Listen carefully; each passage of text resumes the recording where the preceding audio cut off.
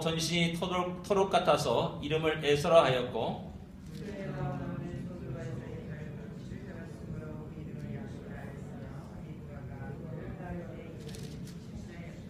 아멘.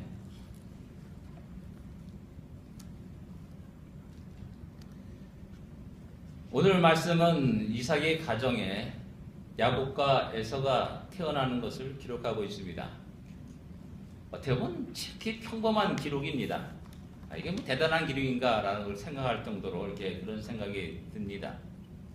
그러나 평범한 삶과 그 기록 속에 아주 중요한 우리 신앙의 원리와 원칙이 담겨 있음을 우리는 알아야 됩니다.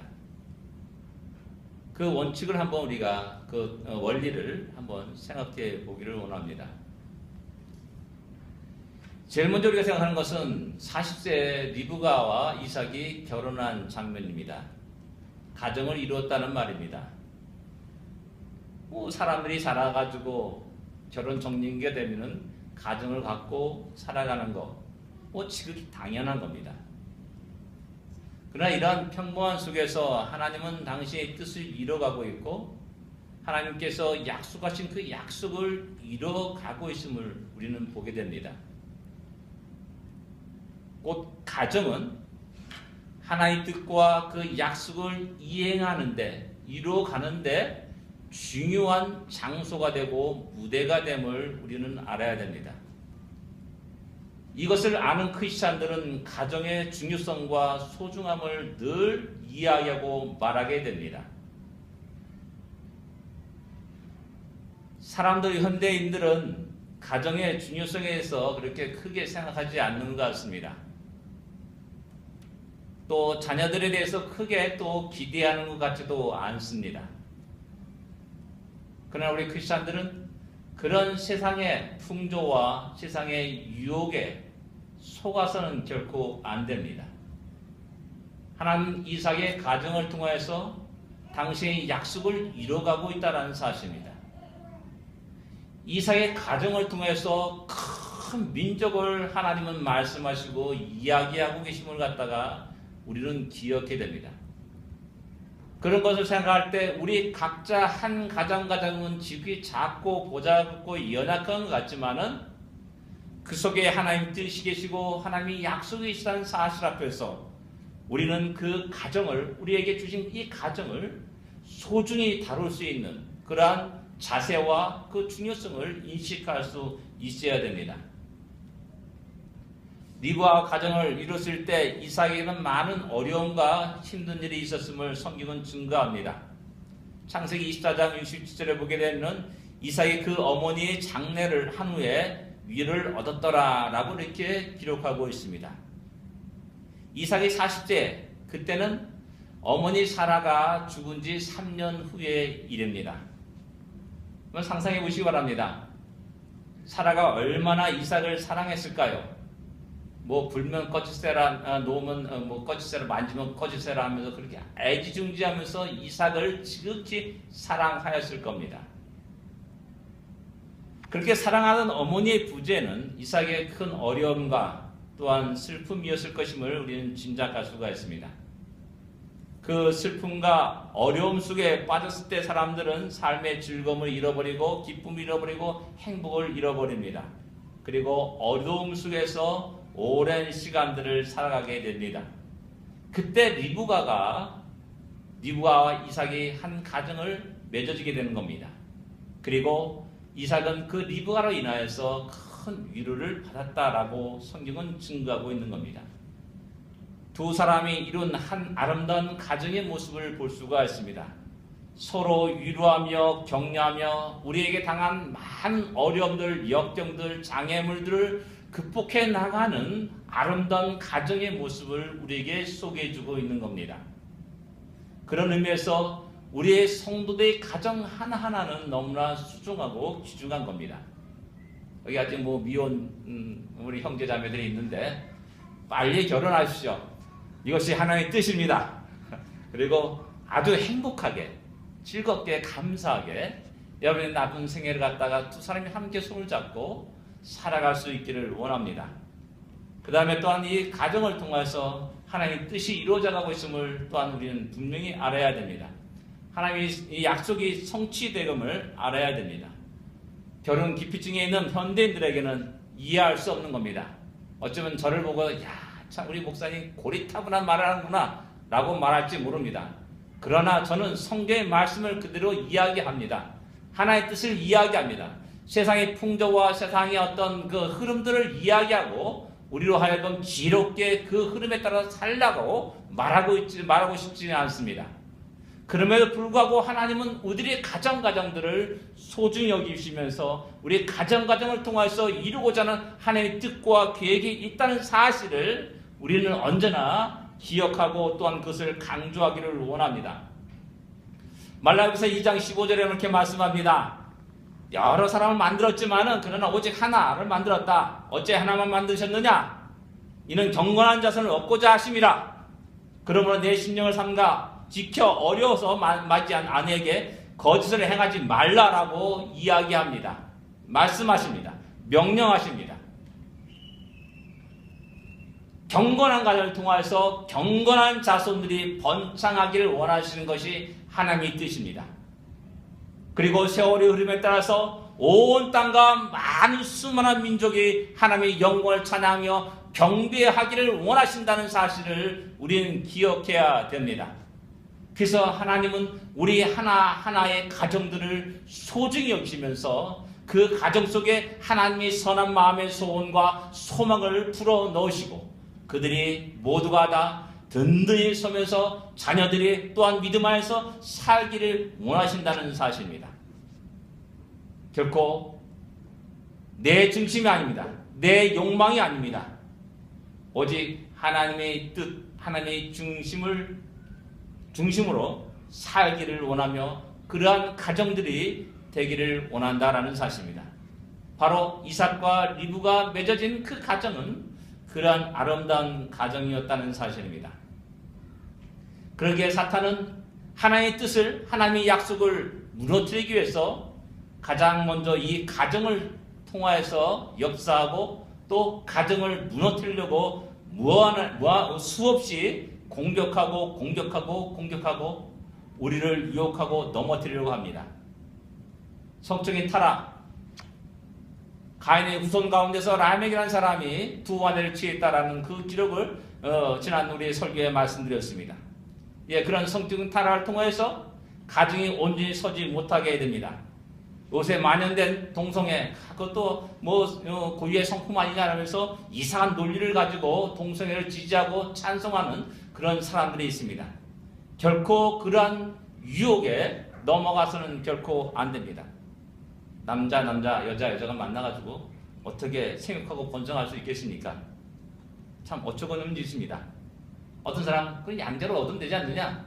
라고 또 이렇게 살짝 편견을 이야기하고 말하고 있고 요즘 워낙 또 과학이 발달되다 보니까는 난자를 서로 사고 주고 팔고 있고 청차를 주고 팔고 있어가지고 그렇게 또 아기를 갖고 또 살아가는 또 가정을 끌고 사는 사람들도 있습니다. 그러나 그런 모든 것들은 결국 하나님의 뜻과 하나님의 의지가 아닙니다. 인간의 욕정에 따른 그런 결과라 말할 수가 있습니다. 무사시기 상팔자라는 그런 유혹도 넘어가서는 결코 안 됩니다. 좀 내가 좀 과합니까? 무자식이 상팔자가 아닙니다. 참 불쌍한 겁니다. 내가 오늘 편하게 살기 위해서 자식을 갖춰서 뭐하냐? 요즘 한 아이를 갖다가 대학교까지 가르칠 때가 몇 억을 들어간다가요? 생각하면 골치 아픈 겁니다. 감히 할 수 없다라고 생각하면서 그럴 바에는 아예 낳지 말자라고 이렇게 생각하면서 말하는 사람도 있습니다. 그러나 이런 모든 것들은 결국 인간의 욕망과 인간 중심 또한 어떤 인간의 방법을 통하여서 이루고자 하는 생각들이라 불신앙의 모습이라고 말할 수가 있습니다. 경건한 믿음의 사람들은 가정과 자녀들을 하나님의 뜻을 이루는데 온전히 드릴 수 있어야 되고 그렇게 우리의 가정과 우리의 자녀들이 사용되어야 될 겁니다. 우리의 가정이 아름답게 믿음 안에서 굳게 자라기를 우리는 늘 끝없이 기도해야 합니다. 또한 하나님의 이삭의 가정을 통하여서 하나님의 뜻이 이루어져 가듯이 우리의 가정과 우리의 자녀들을 통하여서 그렇게 하나님의 뜻이 이루어져 가기를 우리는 끝없이 기도해야 됩니다. 근데 이렇게 가정에 아름다운 가정이 문제가 발생하게 됩니다. 우리의 가정들은 다 모두가 행복한 가정이 또한 오랜 시간 그런 행복을 마음껏 누리기를 원하고 또 바랍니다. 그러나 현실은 그렇지 않습니다. 끝없이 어떤 문제가 우리에게 다가옵니다. 그리고 그 문제로 인하여서 우리의 기쁨과 즐거움과 감사를 빼앗아 가게 되고요. 그 다음에 또 많은 어려움에 짓눌려 가지고 참으로 큰 공경함에 처할 때가 많이 있음을 우리가 잘 알고 있습니다. 이삭의 가정 내에서 나타난 그 문제도 어떻게 보면 오늘날의 관점, 우리들의 관점에 보면은 심각한 문제가 아닐 수가 있습니다. 자식이 없으면 그냥 양자를 얻으면 된다라고 이렇게 생각하겠죠. 그러나 우리 대한민국 역사를 한번 100년만 거슬러 올라가 보십시오. 100년이 언제입니까? 1910년 되지 않습니까? 그때만 해도 후손을 이으려고, 자손을 이으려고 얼마나 애를 쓰는지를 우리는 잘 알고 있습니다. 제사 지낼 후손이 없다고 하면서 조롱하고 또 멸시하는 것들도 우리 종종 보게 됩니다. 그래서 사람들은 첩을 얻기도 하고 또 더 나가서 씨바지를 통해서 후손을 이어가려고 무던히 발부둥쳤던 역사가 우리 대한민국의 역사였음을 우리는 잘 알고 있습니다. 성경에서도 마찬가지입니다. 성경에서도 여인이 자식이 없는 것이 굉장한 수치였음을 갖다가 성경은 증거하고 있다는 사실입니다. 창세기 3장 23절에 이렇게 기록합니다. 그가 임신하여 아들을 낳고 이르되 하나님이 내 부끄러움을 씻으셨다. 아들을 낳은 그 사건이 하나님이 내 부끄러움을 씻어주셨다 라고 이렇게 말할 정도라는 사실입니다. 이 말은 바로 라헬이, 야곱의 아내인 라헬이 한 말입니다. 라헬의 언니는 어떻게 보면 쑥쑥 아들도 잘 낳습니다. 레아가 그렇죠. 그 다음에 또 종들도 아들을 쑥쑥 잘 낳습니다. 근데 왠지 모르게 라헬 자신은 아들이 없는 겁니다. 그것이 얼마나 자신에게 큰 짐이 되었는지요. 고통이 되었고 괴로움이 되었겠죠. 그리고 드디어 이제 그 바라던 아들 요셉을 탁 얻은 겁니다. 근데 하나님 나의 부끄러움을 씻어주셨다라는 그런 의미에서 또 아들을 낳기를 원한다. 그래서 그런 의미에서 요셉이라는 이름을 지어주고 있다는 사실입니다. 이런 모습은 사무엘의 어머니 한나에게서도 우리는 찾아볼 수가 있습니다. 이사야서 4장 1절에는 이렇게 기록하고 있습니다. 그날에 7 여자가 한 남자를 붙잡고 말하기를 우리가 우리 떡을 먹으며 우리 옷을 입으리니 다만 당신의 이름으로 우리를 부르게 하여 우리가 수치를 면하게 하라 라고 이렇게 이사야서 4장 1절은 기록하고 있습니다. 여기서 우리가 수치를 면하게 하라는 그 수치가 무슨 수치겠습니까? 전쟁에서 패합니다. 그럼 남자들이 죽어갑니다. 그럼 많은 여자들이 과부가 됩니다. 결혼 정령에 있는 여자들이 남편을 얻지 못합니다. 그런 상황을 이야기하는 겁니다. 결과적으로 자녀를 얻지 못하는, 갖지 못하는 그런 많은 여인들이 일어나게 되는 거죠. 그래서 한 남자를 붙잡고 7 여자가 매달리는 겁니다. 나와 결혼해 주시옵소서. 당신의 이름으로 내가 부르시기를 원합니다. 그리고 당신의 씻을 자녀를 낳기를 원합니다. 라는 이렇게 간절한 소원이 이사야 4장 1절의 내용이라는 사실입니다. 이렇게 보면은 이삭의 가정에 자녀가 없는 것은 굉장한 심각한 문제라는 겁니다. 그냥 우성 넘길 수 있는 문제가 아니라는 겁니다. 결혼해서 1년, 2년, 3년은 참 아름답게 재미있게 알콩달콩 살았을 겁니다. 근데 1년에도 2년에도 3년에도 뭐 그러려니 했습니다. 5년 했는데 자식이 없습니다. 10년 했는데 자식이 없습니다. 이제 점점 심각한 문제가 되는 겁니다. 하면서 하나님의 약속은 과연 어떻게 되는 것인가? 난 이런 의문이 들게 되는 겁니다. 우리 가정을 통해서 이루고자 하는 하나님의 뜻이 과연 어떻게 되는 것인가? 라는 그런 의문이 들게 되는 거라는 겁니다. 근데 25장 앞부분에서는 25장 1절부터 쭉 이렇게 보게 되면은 첫 번째는 아브라함 후처를 낳아가지고 구두라라는 후처를 얻어가지고 자녀가 생산되는, 자녀가 낳는 그런 사건을 쭉 기록하고 있습니다. 그 다음에 이어서는 이스마엘 후예들을 쭉 기록하고 있습니다. 아니, 구드라의 자손도 번창하고 있고 이스마엘의 후손도 번창하고 있는데 하나님 약속의 자녀라고는 이삭, 나의 가정은 왜 자녀 한 자녀도 없는가? 라는 그러한 생각을 하게 되고 심각한 질문을 하게 된다라는 사실입니다. 이런 질문이 깊어지게 되고 또한 의문이 깊어지게 되다 보면은 하나님의 약속에 대한 신뢰도 흔들리게 됩니다. 그리고 결국 내 방법으로, 인간의 방법을 동원해서 그것을 이루려고 애를 쓰는 그러한 인간의 모습을 또한 찾아보게 됩니다. 대표적인 게 아브라함이라고 할 수 있죠. 가나안 땅에 들어온 지 10년이 돼도 자녀가, 아들이 없습니다. 사라가 가만히 보니까 안 되겠어요. 그래서 자기 여종 하가를 갖다가 아브라함에 주면서 그를 통해서 아들을 품에 안기를 원한다 라고 이렇게 말하고 있지 않습니까? 그것이 참 지금까지 깊은 뿌리가 되어서 계속 두 양민족이 계속 다투고 전쟁하는 그런 근원이 되었다라는 사실을 우리는 잘 알고 있습니다. 이렇게 약속이 흔들릴 때, 신뢰가 흔들릴 때 우리는 그 다음에 찾아내는 것이 뭐냐면 인간적인 방법을 동원하게 된다는 사실입니다. 과학의 힘을 의지합니다. 어떤 사람은 점을 치기로 가기도 하고요. 어떤 사람은 영험한 장소에 가서 빌기도 합니다. 또 어떤 사람은 구슬하기도 합니다. 말할 때 종종 우리가 말하는 별똥배에 떨어질 때 소원을 빌면 이루어진다라고 말하지 않습니까? 다 햇소리입니다. 다 거짓말입니다. 그런 유혹에 넘어갈 필요가 없습니다.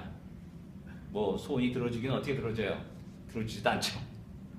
예, 정화수를 떠놓고도 또 새벽녘에 일어나서 온갖 정성을 다해서 빌기도 합니다. 이런 모든 것들은 하나님의 방법이 아닙니다. 인간적인 방법입니다. 하나님의 영광이 되지 못합니다.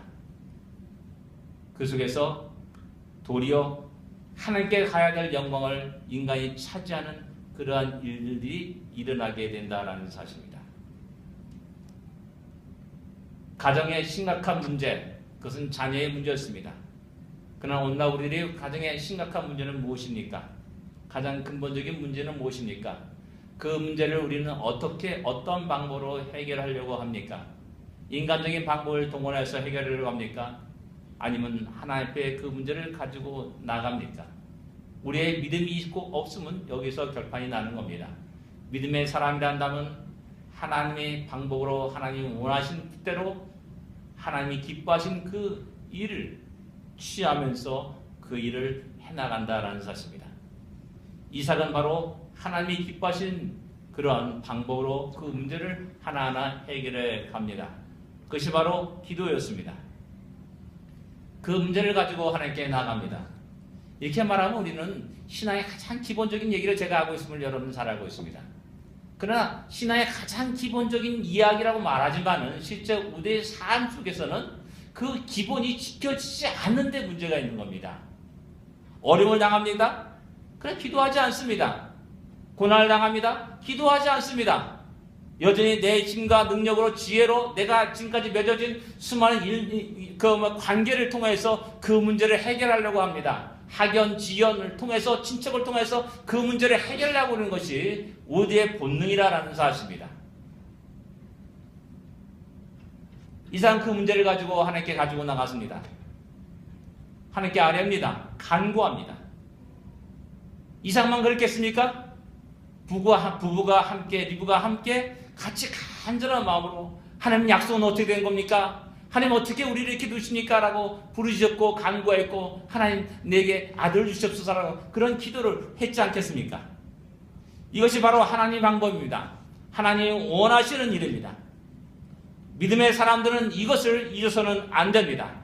아무리 어려운 일이 있다 할지라도 아무리 크고 높은 장애물들이 우리 앞에 가로막나 할지라도 기도하기를 포기해서는 안 됩니다. 하나님께 나가는 일을 멀리해서는 결코 안 됩니다. 그런데 우리는 살짝 이렇게 생각합니다. 야, 하나님이 약속하셨는데 더 들어주실 거야. 뭐 기도가 필요한가? 라고 말하면서 간절한 마음의 기도를 포기합니다. 어쩌면 그렇게 말하고 있는 사람들의 그 믿음이 더 아름답고 더 굳건한 믿음의 소유자라고 생각하는 경향들도 있습니다. 그래서 눈물을 흘리며 간절히 부르짖고 금식하며 부르짖는 그 심령을 너는 왜 이렇게 기복신앙이냐 라고 핀잔을 주는 사람들도 있습니다. 그러나 분명한 사실은 우리는 완전한 자들이 아닙니다. 하나님 약속을 10년, 20년 기다릴 만한 그런 믿음의 소유자도 아니라는 겁니다. 조금만 바람이 불어도 흔들리는 자입니다. 조그만 하나님이 내 눈앞에 슥쩍 지나가도 내 고개를 탁 돌려가도 하면서 보는 것이 우리 인간의 모습이 아닙니까? 오래 기다리지 못합니다. 그럴 때 기도는 우리의 흔들린 마음을 붙잡아줍니다. 그럴 때 기도는 우리 안에 뭉게구름 피어오르는 그 의심들을 몰아내게 됩니다. 그리고 수많은 어려움과 고난들을 견디게 합니다. 인내하게 합니다. 변함없는 하나님의 약속을 굳게 의지하게 합니다. 그리고 그 약속을 붙잡고 어렵지만 힘들지만은 오늘도 믿음의 발걸음을 뚜벅뚜벅 한 걸음 내디면서 하나님이 원하시는 그 삶을, 하나님이 원하시는 그곳을 향하여서 달려가게 되는 겁니다. 그래서 기도한 자는 인내할 수 있다라는 겁니다. 그리고 언젠가 그 약속의 결과가 눈앞에 나타날 때가 있다는 사실입니다.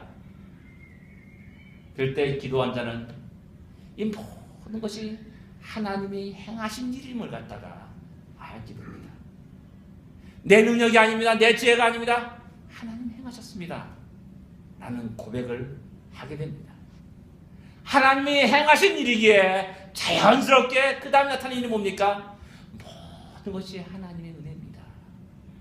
라는 고백을 하지 않을 수 없는 겁니다. 인간의 공로는 사라지게 됩니다. 하나님이 간절히 기도했다는 그 간절함도 사라지게 됩니다. 내 하나님 얼마나 금식기도인지 아십니까? 나는 그런 말도 할 수 없습니다. 모두가 하나님의 은혜입니다. 라는 고백을 하게 되는 것이죠. 여전히 신실하신 하나님을 발견하게 됩니다. 하나님의 약속은 반드시 이루어진다는 사실을 갖다가 경험하게 됩니다. 그래서 더욱 믿음의 사람으로, 성숙한 사람으로 자라가게 되고 그렇게 믿음 하에서 자신의 삶을 살아가게 되는 겁니다. 당연한 문제의 해석이지만 우리의 실제 신앙생활에 우리는 우리의 문제를 하나님께 가지고 나가지 못하는 우리의 모습을 발견하게 됩니다. 이런 일들은 능히 내가 할 수 있다 라는 생각을 우리가 많이 갖고 있지 않습니까? 이런 영역은 신앙 영역이 아니라 과학의 영역이다 라고 우리는 또 말하고 있지 않습니까? 돈 버는 문제, 공부하는 문제, 그 문제는 내 열심과 내 머리에 달려있는 거지 거기에 달려있는 게 아니다 라고 우리는 말하고 있지 않습니까? 그러다 보니까 우리의 삶의 많은 영역 속에서 하나님을 의지하는 부분들이 점점 줄어갑니다. 그러기에 하나님이 행하신 일들을, 하나님이 인도하시는 일들을 우리는 느끼지 못하고 살아갈 때가 너무나 많이 있는 겁니다. 그러기에 우리들이 행하는 모든 일, 우리 안에 일어나는 수많은 사건과 일들, 좋은 일들조차도 하나님께 감사하지 못하고 하나님께 영광 돌리지 못하는 철저히 이기주의적인 우리의 신앙의 모습을 발견할 수가 있다는 겁니다. 그래서 자연스럽게 교만에 이르게 되죠. 하나님의 은혜를 고백하지 못하게 되는 겁니다. 그러나 이삭은 자신의 문제를 가지고 하나님께 나갑니다. 이것이 언제인지 모르겠습니다. 10년인지 20년인지 모르겠습니다. 그러나 분명한 것은 그는 가지고 나갑니다. 그리고 하나님께 기도하고 간구합니다. 그리고 야곱과 에서를 얻었을 때, 품에 안았을 때 그의 반응은 무엇이겠습니까? 감사였겠고 또 모든 영광을 하나님께 돌리며 하나의 은혜로다 라는 그런 고백이 자연스럽게 그 입에서 흘러나오지 않았겠습니까? 앞에 말했듯이 기도한 자는 하나님의 약속을 기다릴 수 있는 능력과 인내를 갖게 됩니다. 성경에 기록된 수많은 믿음의 사람들의 이런 수많은 오랜 시간의 기다림이 있었음을 성경은 우리에게 증거하고 있습니다. 아브라함은 5년을 기다린 후에 이삭을 품에 안을 수 있었음을 우리는 잘 알고 있습니다. 이삭 자신도 20년을 기다린 후에 야곱과 에서를 안을 수 있었고, 야곱은 라반의 집에서 20년 생활 후에 다시 고향으로 돌아올 수 있었음을 성경은 말하고 있습니다. 요셉은 어떻습니까? 17살에 종으로 팔려가서 30세에 애굽의 총리가 됩니다. 그리고 39세에 드디어 그 꿈이 그대로 이루어지는 것들을 경험할 수가 있었다는 사실입니다. 17세 꿈이 22년 후에 이루어지는 겁니다. 그런 많은 시간들을, 세월들을 우리는 인내하고 견딜 수 있습니까? 그 사이 속에서 그들은 평안한 삶을 살아가는 것이 결코 아니었습니다. 우리가 상상할 수 없는 크고 엄청난 고난과 역경을 그들은 살아왔습니다. 수많은 장애물들이 그들의 인생 속에 늘 언제나 있었고, 가시밭길의 그 길이 언제나 그들의 삶 속에, 그들의 인생 속에 있었음을 알 수가 있습니다. 다윗은 어렸을 때 왕으로 기름을 부음 받습니다. 아마 그 시기가 제 계산으로, 제 짐작으로 한 15세 정도 되지 않을까 하는 생각을 하게 됩니다. 그리고 10년 이상의 고생 끝에 왕위에 오릅니다.